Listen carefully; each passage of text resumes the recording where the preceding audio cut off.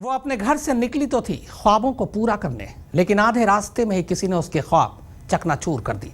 पूरे 1 महीने तक उसने जितना दर्द सहा, मौत से पहले उसने उसी शिद्दत के साथ अपना हाल दिल भी बयां किया। अब वो बोल तो नहीं सकती थी, लेकिन अपने हाथों से लिखकर वो कुछ बताना चाहती थी। आखिर क्या चाहती थी प्रीति और क्या उम्मीद थी उसे आपसे? सुनिए प्रीति को।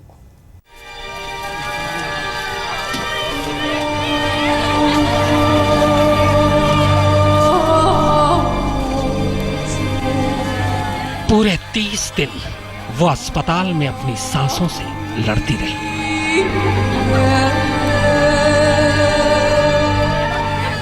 पूरे 30 दिन तक वो तेजाबी टीस सहती रही।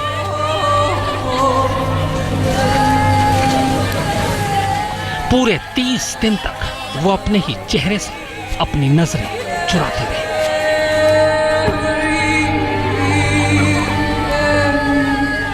और फिर 30 दिन बाद उसकी रूह ने उस जिस्म को आखिर छोड़ ही दिया जो उसका सबसे बड़ा दुश्मन था।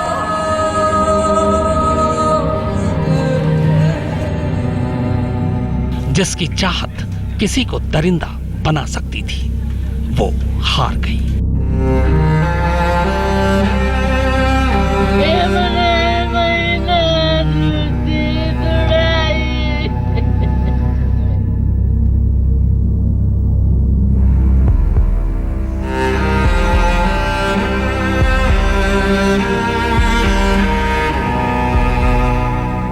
पर हारने से पहले वो अपने हर दर्द, हर जज्बात, हर खुशी, हर गम, हर आशंका, सब कुछ बयान कर गई कोरे कागज पर।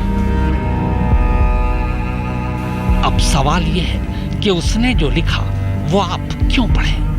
उसने जो कहा वो आप क्यों सुने? जबकि उसे भी पता था और आपको भी मालूम है कि ना उसके कुछ लिखने से बदलने वाला, ना आपके कुछ सुनने से। पर क्या करें, अब वो लिखकर चली गई है तो आपको सुनना ही पड़ेगा। इसलिए छोड़िए इन बातों को कि इससे क्या फर्क पड़ेगा या क्या कुछ बदलेगा। बस सुनने के लिए ही सुन लीजिए। मैं अपनी मौसी के पीछे पीछे चल रही थी, तभी अचानक किसी ने कुछ फेंका। मुझे पता ही नहीं चला वो गोरा था या काला। मुझे बहुत जलन हो रही थी, मैं तड़प रही थी।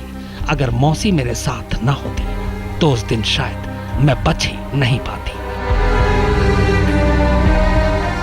अब तक तो घर में सबको पता चल गया होगा।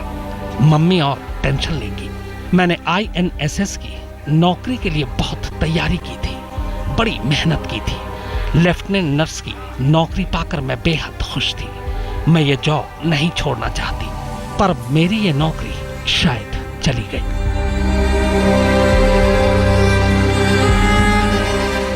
यहां मुझे डॉक्टर कुछ बता नहीं रहे। सर्जरी कब होगी, ये प्लास्टर कब हटेगा, हम और कितने दिन यहां रहेंगे। कल शाम से हाथ की मूवमेंट में भी पेन है, पहले नहीं था। मैंने डॉक्टर साहब से पूछा, मेरी राइट आई खराब है। उन्होंने बताया कि जब तक ट्रांसप्लांट नहीं होगी मैं देख नहीं पाऊंगी, और ट्रांसप्लांट जब तक मैं चेहरे से ठीक नहीं हो पाऊंगी तब तक नहीं होगी।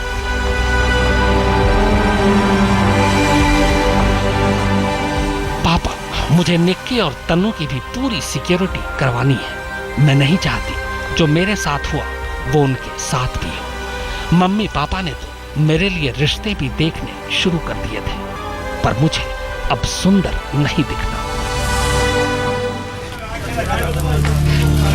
प्रीति ने जब जब लिखा तो साथ में एक सवाल भी पूछा। सवाल ये कि आखिर उसका यह हाल किसने किया, उसका क्या कसूर था, क्या उसका मुजरिम पकड़ा गया? पर अफसोस, जाते जाते भी प्रीति के उसके इन सवालों का जवाब नहीं मिल पाया। लेफ्टिनेंट नर्स की नौकरी पाकर प्रीति के मानो सारे सपने सच हो गए थे। उसकी खुशी का कोई ठिकाना नहीं था। दिल्ली से मुंबई के सफर पर प्रीति अपने सपनों को पूरा करने निकली थी, लेकिन मुंबई में कदम रखते ही उसके सारे सपने तेजाब में जल गए। दिल्ली से राजेश खत्री, मुंबई से आरिश चंद्रा, मुनीश पांडे के साथ मुनीश देवगन, दिल्ली आज तक।